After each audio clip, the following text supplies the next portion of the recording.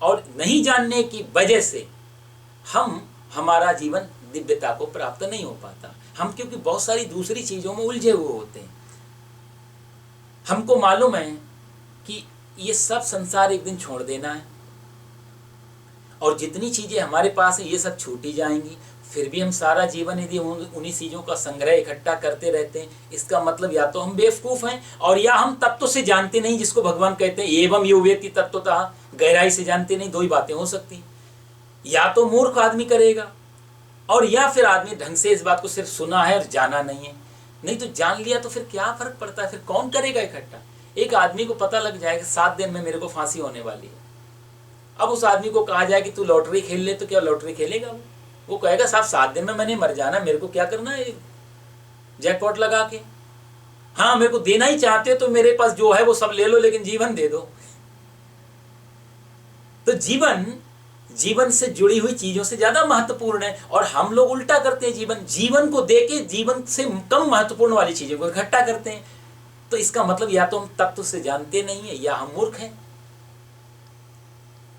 भगवान अर्जुन से कहते हैं जो इस बात को तत्व से जान लेता है अर्जुन, गहराई से जान लेता है, वो भी दिव्य हो जाता है, क्योंकि दिव्यता के बाद कर्म का दोष नहीं लगता। ये कहानी में के माध्यम से देखो, गीता थोड़ी सी कठिन पड़ती है संस्कृत आदि की कमी की वजह से, तो एग्जाम्पल बहुत सहयोग करते हैं इस भाव को, भगवान क्या कहना चाहते हैं उस भाव को समझने के लिए थोड़े थोड़े एग्जाम्पल समझ में आते हैं। एक बार ऐसा हुआ कि वृंदावन में यमुना के पार महर्षि दुर्वासा आके ठहरे हुए थे वृक्ष के नीचे।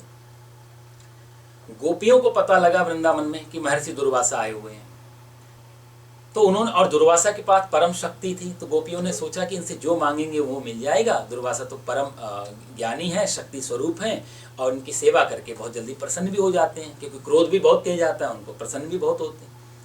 तो इनको भोजन करा के आए, तो बेचारियों ने सबने भोजन आदि बनाया। बड़ी मीठी कथा है गर्ग संगीता में। भोजन बनाया, लेकिन यमुना किनारे पहुंची तो यमुना में उस समय बहुत बड़ी बाढ़ आ रखी थी, बहुत पानी बह रहा था, तो पार कैसे जाएं। तो भगवान श्री कृष्ण के पास गए, श्री कृष्ण से कहा प्रभु हम ये दुर्वासा को भोजन कराना चाहते हैं, कैसे पार जाएं।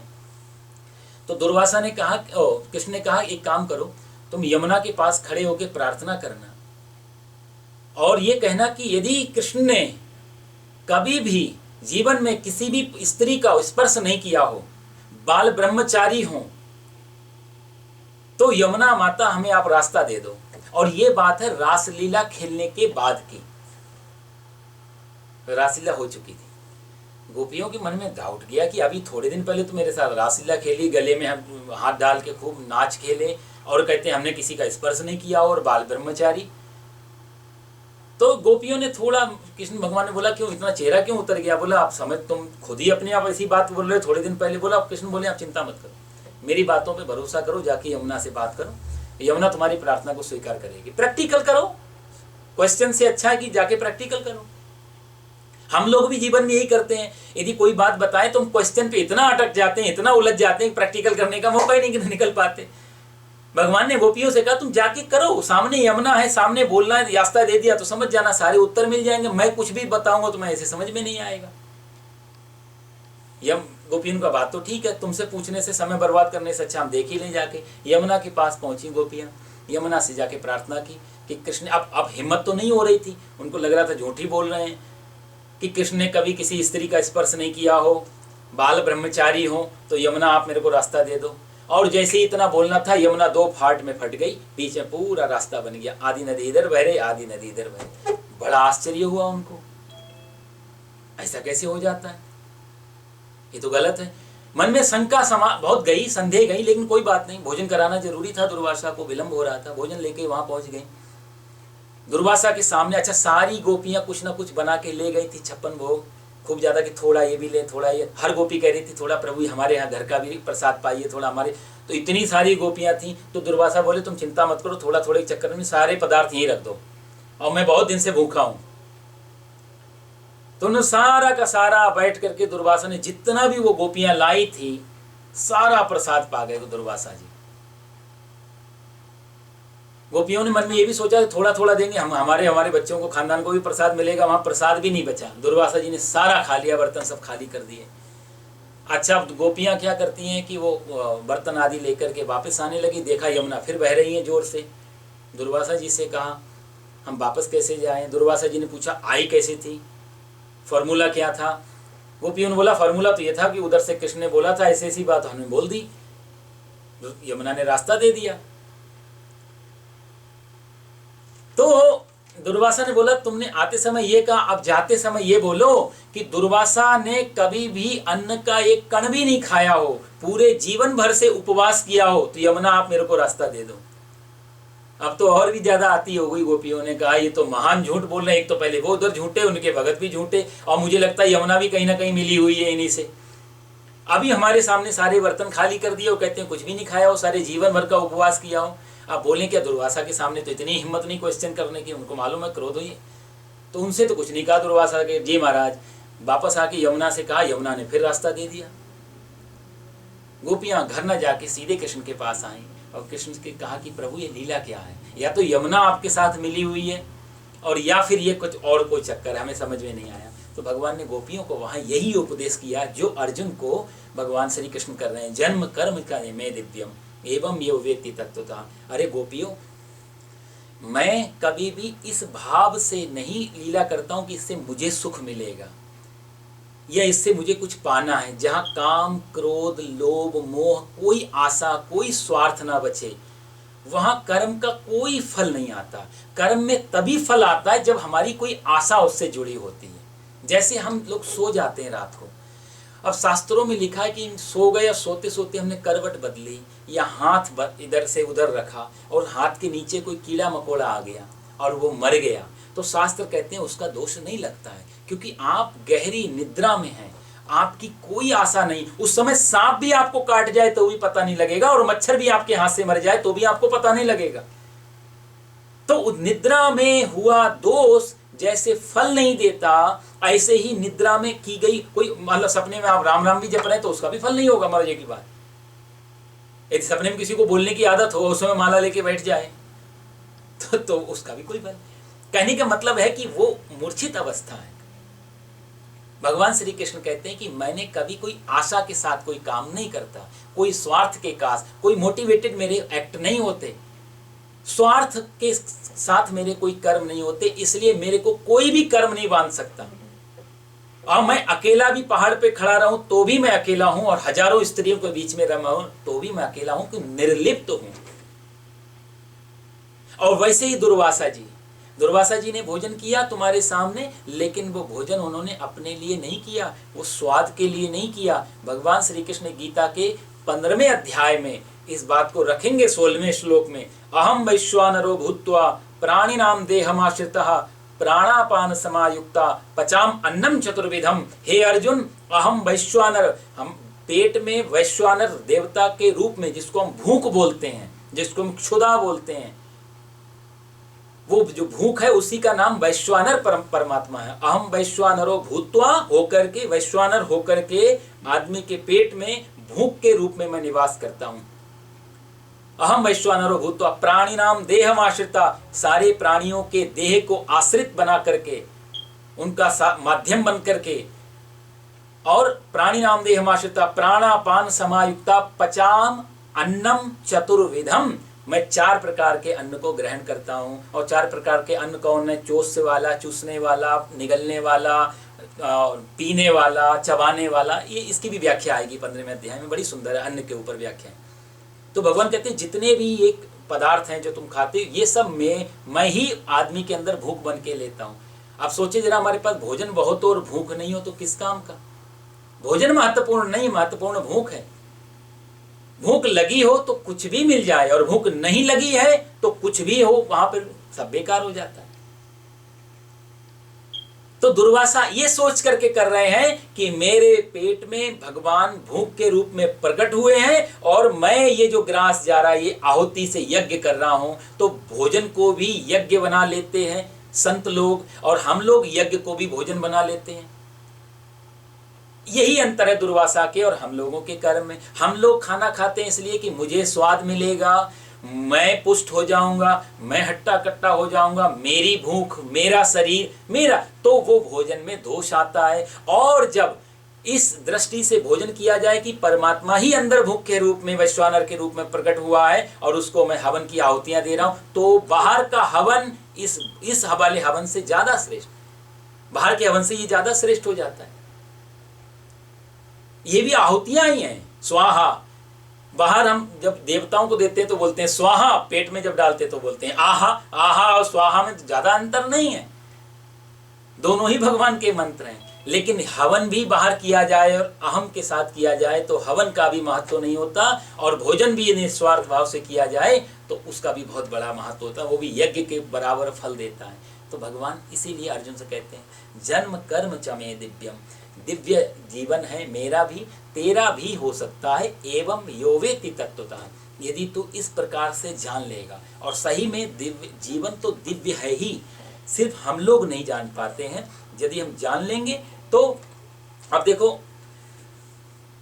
दिए में ज्योति होती है, ज्योति जलती है दिए में, लेकिन दिए को फोड़ दिया जाए तो क्या ज्योति फूट सकती है? ज्योति नहीं फूटेगी। ज्योति और दिया ये दो चीजें हैं। दिया बिना ज्योति के नहीं हो सकता। दिया तभी बोलेंगे जब उसमें ज्योति जलेगी, लेकिन ज्योति बिना दिए के हो सकती है। दूसरा एग्जाम्पल यदि आप समझे, एक नदी बह रही है, एक नदी का एक किनारा, एक नदी का एक किनारा, तो नदी के दो किनारे हैं लेकिन किनारे नदी नहीं है। नदी और किनारे दोनों अलग अलग चीज हैं। नदी कल को सूख जाए तो किनारे फिर भी रहेंगे। तो किनारे, जैसे लहर समुद्र में उठी तो समंदर और समंदर की वेव, ये दो चीजें दिखाई देती हैं, लेकिन कल को वेव जो है वो बिना समंदर के नहीं हो सकती, लेकिन समंदर बिना वेव के हो सकता है। लहरें नहीं उठे पानी में, एक झील होती है, शांत होती है, लेकिन झील होती है, लेकिन आपने उसी समय कंकड़ डाल दिया तो उसमें वेव निकलती है, उसमें लहरें उठती। वो लहरें उसी झील से उठी, वो पहले नहीं थी। कंकड़ डालने के बाद वेव आई, और कंकड़ का जब असर खत्म हो जाएगा वेव फिर खत्म हो जाएगी, लेकिन तीनों घटनाओं में झील हमेशा रही। तो बिना वेव के झील हो सकती है, बिना तरंग के समंदर हो सकता है, बिना दिया के ज्योति भी हो सकती है। ऐसे ही हम चाहे हैं या नहीं है, जीवन फिर भी होता है। जीवन और मृत्यु ये हमारे जीवन के दो किनारे हैं। इस श्लोक के अर्थ में जीवन एक किनारा है, मृत्यु दो किनारे, दूसरा किनारा है। जीवन और मृत्यु दोनों होने पर भी या दोनों नहीं भी हो तो भी जीवन सदा रहता है। भगवान उस बात को कहते हैं जन्म कर्म च मे दिव्यम। जहां मृत्यु भी नहीं है, जहां जन्म भी नहीं है, वहां सिर्फ और सिर्फ जीवन बचता है। तो हमारे पास सदा हम लोगों का जीवन भी अलौकिक है। जब हमारे पास ये शरीर नहीं था, जन्म नहीं लिया था, तो भी हमारे पास एक जीवन था। नहीं तो जीवन नहीं होता तो आज इस शरीर में भी जीवन नहीं रहता साहब। एक बल्ब में लाइट यदि कहीं है तभी वो बल्ब में लाइट जल सकती है। तो यदि बल्ब को फोड़ दिया, विद्युत है, तो यदि इलेक्ट्रिसिटी नहीं हो तो बल्ब तो, फ्यूज बल्ब और अच्छे बल्ब में क्या पता लगेगा। तो बल्ब, इलेक्ट्रिसिटी है तो बल्ब जलेगा और प्रकाश देगा। कल को बल्ब फ्यूज हो गया तो भी इलेक्ट्रिसिटी रहेगी, बल्ब चला जाएगा। तो हमारे जो शरीर या हमारे जन्म और मृत्यु के बीच में जो हमारे पास जीवन है, वो जीवन जन्म से पहले भी था, मृत्यु के बाद भी रहेगा। जैसे बल्ब नहीं था तब भी इलेक्ट्रिसिटी थी, बल्ब फूट जाएगा, फ्यूज हो जाएगा, फिर भी इलेक्ट्रिसिटी रहेगी। उस चीज का नाम है दिव्य। हमारा जो इंट्रोडक्शन है, हमारा जो जान पहचान है, हमारा जो जानकारी है, वो सिर्फ बल्ब तक है। यदि बल्ब है, जल रहा है तो हम बोलते हैं लाइट है। बल्ब नहीं जल रहा है तो वो लाइट चली गई। ना लाइट जाती ना लाइट आती।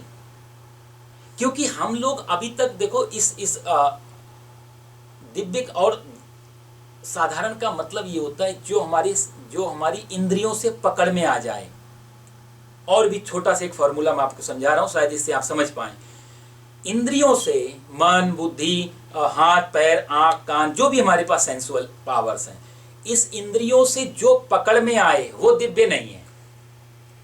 जो इंद्रियों से पकड़ में नहीं आए वो दिव्य है। अब जैसे बिजली है, हम आपसे बोले कि लाइट है, इलेक्ट्रिसिटी देखिए, आप कहेंगे बिल्कुल, घर में हमारे यहाँ हीटर चल रहा है, फ्रिज चल रहा है, बल्ब चल रहे हैं, पंखे चल रहे हैं। ये इलेक्ट्रिसिटी नहीं है। ये इलेक्ट्रिसिटी का, ये विद्युत का रिजल्ट है, परिणाम है। इलेक्ट्रिसिटी ये नहीं है। कल को ये सारी चीजें हटा दी जाएं फिर भी इलेक्ट्रिसिटी रहेगी। फिर आप बोलेंगे तार में चल रही है, तार में भी परिणाम है। हम जो टच करते हैं इलेक्ट्रिसिटी पावर को और हमें जो शॉक लगता है वो भी उसका रिजल्ट है, वो भी इलेक्ट्रिसिटी नहीं है। मजे की बात, तो हमने अभी तक जितनी भी चीजों को पकड़ा वो सिर्फ परिणाम को पकड़ा है। उसके पीछे जो शक्ति काम कर रही है उसको हम कभी भी नहीं पकड़ पाए। हमने परिणाम को पकड़ा, रिजल्ट को पकड़ा हमने। जैसे हमने माचिस की तीली जलाई तो हमने जो जलाई और जो आग जली वो परिणाम है ऑक्सीजन का, लेकिन उसके बिना भी ऑक्सीजन तो थी जिसको हम नहीं पकड़ पा रहे हैं मुट्ठी में। यदि ऑक्सीजन होती नहीं तो जितनी मर्जी तीली जलाओ आग नहीं जलेगी। तो हमने सिर्फ परिणाम पैदा किया और परिणाम को हम देख पाते हैं, उसी को हम पकड़ पाते हैं।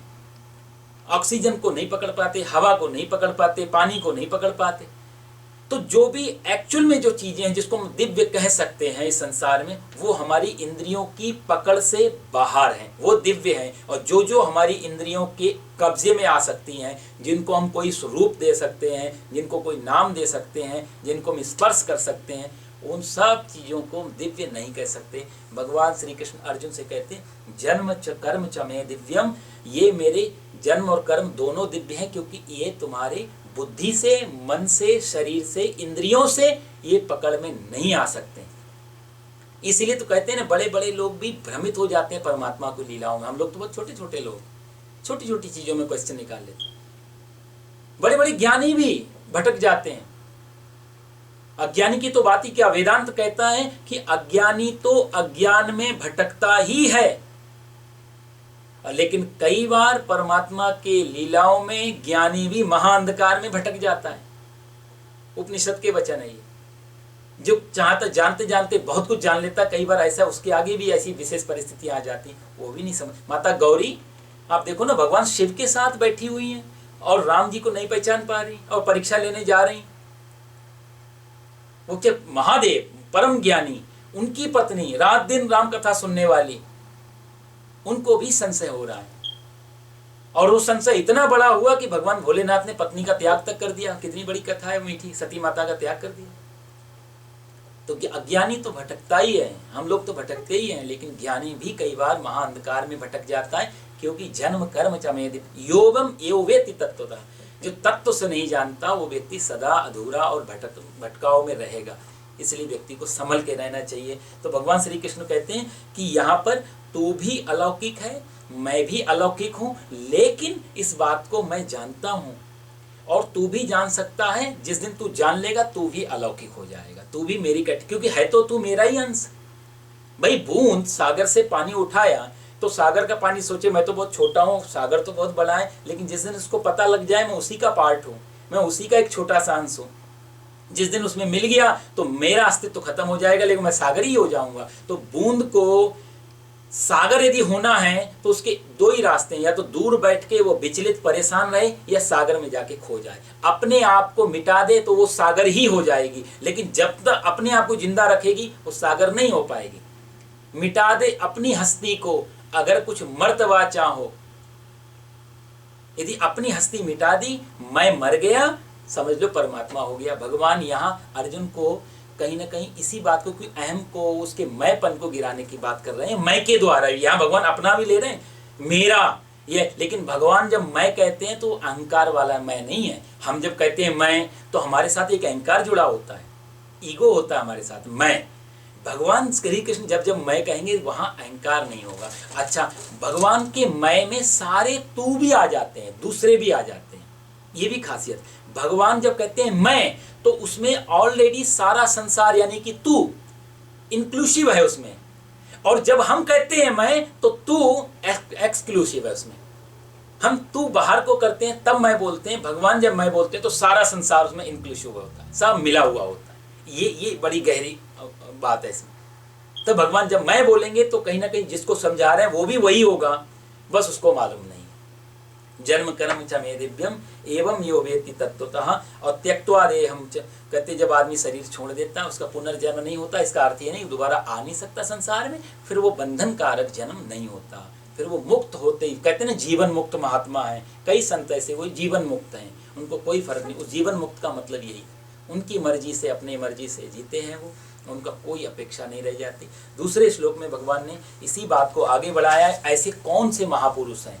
और अर्जुन ने पूछा कि आप जो बता रहे हो कि आप अलौकिक हैं, आप दिव्य हैं, तो ऐसे दूसरे हुए? भगवान बोलते हाँ। बीत राग भय क्रोधा मनमया मामुपाश्रिता, 10वें श्लोक में बहवो ज्ञान तपसा। भगवान कहते हैं ऐसे एक दो नहीं, बहुत सारे हुए। थोड़े समय पहले भगवान एग्जाम्पल भी दे चुके हैं जनक महाराज का। तो ऐसे बहुत सारे लोग हुए। मैंने आपको उदाहरण बताया, जब ये सीख रहे हैं ज्ञान जनक महाराज जी, और सूचना मिली है कि आग लग गई है, उन्होंने बोला कोई बात नहीं, उसमें आग लगी, एक दिन शरीर में भी आग लगेगी, आप तो ज्ञान सिखाओ महाराज। राजा हैं, कर्तव्य है, लेकिन जब बैठे तो वो कौन सा किस समय सबसे बड़ा कर्तव्य क्या है उनको मालूम। इस समय ज्ञान की सभा चल रही है, और ज्ञान जब आता तो ज्ञाना अग्नि की तरह होता है, जहाँ सारे कर्म आके जल जाते हैं। तो ये सब तो ऑटोमेटिक जलेगा आज नहीं कल, मेरा तो कोई राज्य नहीं है। तो जब ज्ञान की सभा में बैठे तो राज्य छोटा पड़ रहा है उनके लिए, फिर राजा का कर्तव्य छोटा पड़ रहा है, तो उन्होंने बोला जलने दो, महल तक आग पहुंच गई, कोई बात नहीं। तो ऐसे ज्ञानियों के भगवान बात कर चुके हैं, इसलिए यहाँ नाम नहीं लिया भगवान ने।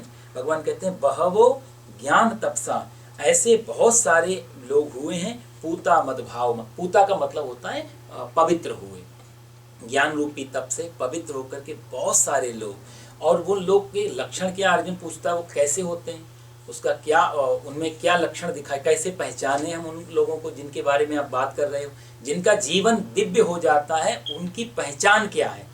तो यहाँ भगवान दिव्य जीवन के लोगों की पहचान बता रहे हैं, उनके अंदर क्या लक्षण दिखाई देते हैं, उनके सिम्टम्स क्या हैं जो ऐसे लोग होते हैं। तो भगवान ने 10वें श्लोक की पहली लाइन में बहुत सुंदर बात कहते हैं कि वीत राग भय क्रोध, वीत राग भय क्रोध मनमया मामुपाश्रिता।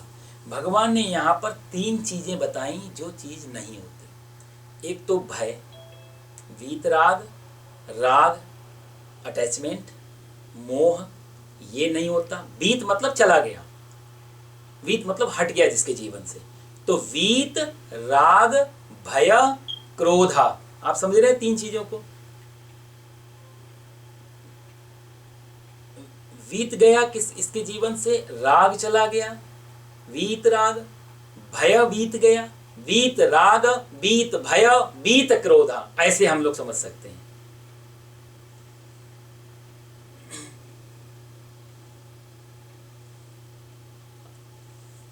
आवाज आ रही है? ये आपने म्यूट कर दिया वहां से।